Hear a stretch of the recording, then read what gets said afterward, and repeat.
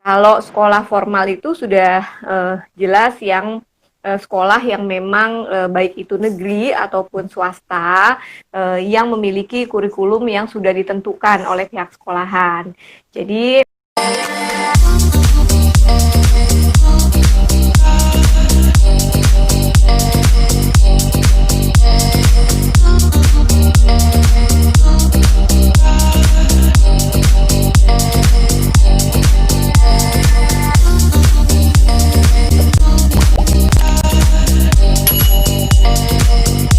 Assalamualaikum warahmatullahi wabarakatuh. Ya, kita sebentar lagi, 2 menit lagi akan mulai live ya. Sharing session hari ini bersama Mam Finandita. Jadi nanti kita akan membahas mengenai menyiapkan anak sekolah, yaitu formal versus informal. Nah, Assalamualaikum, Mbak Julia, apa kabar? baik, alhamdulillah. Sehat-sehat. Alhamdulillah. Iya. Gimana Mbak Fida? Sehat. Sehat-sehat, alhamdulillah. Emang mesti menjaga kesehatan mental, Iya. body and mind balance ya, seperti topik kita minggu lalu. Nah, hari ini kita meneruskan lagi pembahasan yang minggu kemarin ya. Minggu kemarin kan kita membahas mengenai psikologi orang tua yang bekerja ya. Nah, hari ini kita step selanjutnya nih. Kemarin kan beberapa mam dan ayah mungkin sudah ada yang bekerja, mulai aktivitas lagi, walaupun ada yang model shiftan ya, gitu. Nah, sekarang kita membahas untuk anaknya nih, Mbak Fi. Jadi topik hari ini, malam ini adalah menyiapkan anak sekolah, yaitu formal dan informal. Step awal membahas mengenai apa dulu nih, definisi dari apa sih sekolah formal dan informal itu maksudnya seperti apa? Terima kasih banyak Mbak Julia atas waktunya. Jadi memang betul tadi yang seperti Mbak Julia sudah sampaikan bahwa kita menyambung dari topik yang minggu lalu ya, topik minggu lalu tentang orang tuanya bekerja. Nah, sekarang gimana nih handling anaknya yang memang di masa pandemi ini kan kita belum tahu juga kapan berakhirnya, terus lalu kelanjutan pendidikannya akan seperti apa gitu, apakah terus online atau bagaimana. Jadi sekolah formal itu sudah jelas yang sekolah yang memang baik itu negeri ataupun swasta yang memiliki kurikulum yang sudah ditentukan oleh pihak sekolahan. Jenis-jenisnya kalau kita mau masuk ke ranah keberagaman sekolah di Indonesia, itu kurang lebih ada 7 model sekolah di Indonesia. Yang pertama itu sekolah nasional, ya, sekolah nasional sudah jelas itu adalah sekolah yang negeri. Ada juga sekolah nasional yang kemudian ada sekolah nasional plus. Kalau dulu periode tahun 2002 ya, 2001, 2002 sampai 2005-an itu mungkin kalau ada mams yang pernah ingat, ada sekolah RSBI ya, sekolah berstandar internasional atau sekolah berintiskan internasional. Jadi sebenarnya itu sih sekolah nasional plus. Ketiga itu sekolah internasional yang kayak tadi saya bilang bahwa dia pakai apa nih, misalnya Korean School, Jakarta International School, atau misalnya Taiwan School. Kayak kan maksudnya banyaklah di Indonesia sekolah-sekolah internasional yang memang pakai kurikulum. Kadang ada yang dari negaranya dia, ada juga yang misalnya biarpun Singapura, biarpun Australia School misalnya, dia memakai kurikulum yang sama, misalnya pakai Cambridge kah atau pakai IB. Keempat itu adalah yang modelnya sekolah alam. Nah, sekolah alam itu di metode belajarnya yang mereka memang memanfaatkan alam sekitar untuk sarana untuk belajar. Jadi misalnya murid tidak hanya belajar matematika di dalam ruangan kelas nih, gitu kan, tapi mereka juga bisa belajar matematika. Contohnya, suka nggak kepikiran kan, belajar matematika kok di kebun, kok di lapangan, emang ngapain deh gitu ya. Jadi belajarnya kalau sekolah alam itu bisa belajar matematika di luar, misalnya menghitung ranting, 2 ranting tambah 3 daun yang dia temui, jadi sama dengan 5, ya kan, 2 tambah 3.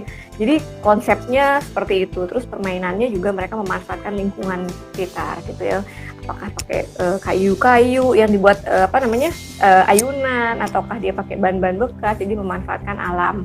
Dan kesempatan anak untuk eksplorasi lingkungannya jadi jauh lebih banyak. Yang keempat, yang kelima adalah sekolah berbasis agama. Kalau sekolah berbasis agama itu yang kita tahu misalnya madrasah, MAN, ya yang tingkat SMA-nya gitu ya, itu udah jelas. Tinggal sekolah berbasis agamanya yang mana nih, yang Islam atau yang sekolah Kristen misalnya, atau yang sekolah Buddha misalnya, kan macam-macam kan. Jadi itu tadi yang kelima adalah sekolah inklusi.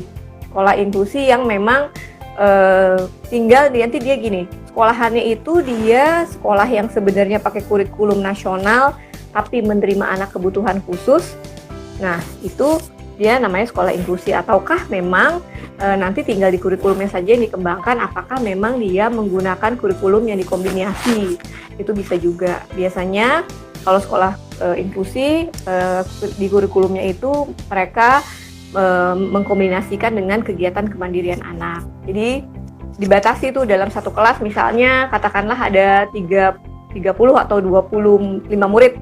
Nah, maksimal hanya boleh menerima itu 3 yang ABK, anak kebutuhan khususnya. Nah, itu kemudian yang terakhir nih, yang ketujuh adalah sekolah khusus atau sekolah luar biasa, SLB, atau bahasa kerennya sekarang orang bilangnya special needs school gitu kan. Special needs school ya, special needs school ya SLB gitu, maksudnya sekolah luar biasa, sekolah kebutuhan khusus gitu.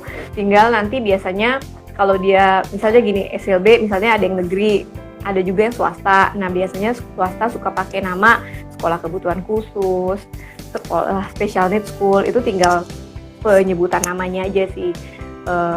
Tapi biasanya nanti mereka akan bermain di kurikulumnya yang mereka kemas. Biasanya ada pelajaran life skill, pelajaran kemandirian, seperti itu. Tadi 7 gambaran sekolah formal. Nah, ada lagi yang informal. Informal itu adalah seperti lembaga-lembaga bimbingan belajar, kemudian homeschooling termasuk di dalamnya.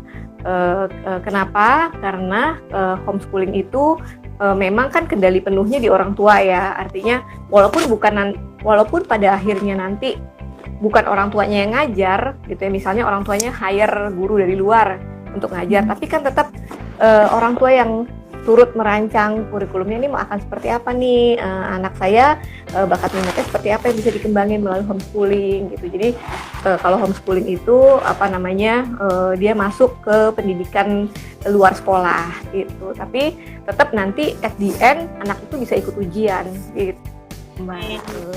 Berarti kalau homeschooling itu tetap bisa dapat ijazah ya. Nah, ini kan topik menarik. Nanti kita akan bahas berikutnya. Nah, ini perbedaan dari tiap sekolah. Perbedaan setiap sekolah. Nah, kalau perbedaan setiap sekolah itu kurang lebih sih tadi saya udah jelasin ya di awal, bahwa kalau kurikulum sekolah nasional itu kurikulumnya nasional. Tinggal nanti sekolahnya itu dia mau make kurikulum 2013 kah, 2006 kah, apa kurtilas gitu kan ya. Ada kurikulum apakah yang modelnya nanti dia model rapotnya narasi, apa yang model pakai angka. Nah, itu nanti kembali lagi ke sekolahnya masing-masing. Tinggal pemilihan orang tua deh. Kita sebagai orang tua mau milihnya ke sekolah nasional yang negeri atau yang sekolah nasional plus. Nasional plus itu biasanya mereka pakai kurikulum intinya satu nih, misalnya dia pakai Diknas, tapi dia punya kurikulum tambahan yang dia modifikasi. Jadi misalnya plusnya itu di situ sebenarnya. Kenapa dibilang sekolah nasional plus ya? Plusnya karena dia misalnya bilingual kah, misalnya gitu ya. Apakah misalnya untuk mata pelajaran tertentu dia punya buku pendamping. Karena yang saya temui ada sekolah-sekolah yang dia nasional, tapi nasional plus, siswanya itu dapat matematika, tapi dapat juga pelajaran math gitu. Nah, kalau yang math ini bukunya yang bahasa Inggris, kalau yang matematika yang bahasa Indonesia gitu. Nah, itu yang membedakan si nasional sama nasional plus. Dan dari jam belajar juga beda. Biasanya kalau yang nasional plus karena materinya banyak yang dipelajari, lebih banyak ya tadi ya, ada matematika, ada math, ada ada IPA, ada science gitu kan. Biasanya itu pengaruh ke jam yang modelnya sekolah internasional. Kalau sekolah internasional itu udah jelas ya, tinggal misalnya apakah Singapore School, New Zealand School, Australian School, banyak sih di Jakarta dan di kota-kota lainnya banyak gitu ya. Itu udah jelas kalau internasional. Kemudian kalau internasional tuh nanti ada yang O level, A level, untuk ujian itu lebih detail lagi karena mereka harus diujikan setara dengan yang di sana. Jadi kalau dia pakainya Cambridge ya, yang diujikan adalah materi Cambridge gitu, bukan materinya Dignas gitu. Kalau sekolah alam itu mereka punya kurikulumnya sendiri juga, yang sejauh yang saya tahu itu namanya kurikulum akar alam. Jadi memang kurikulumnya dia tersendiri ya, punya acuannya tersendiri yang sekolah alam, dengan metode belajar juga yang menurut saya unik karena tidak selalu di dalam kelas semua kegiatannya. Jadi mereka banyak kegiatan life skill-nya, namanya juga alam ya. Jadi kadang muridnya diajak untuk camping, kadang muridnya diajak untuk berkebun, untuk bermain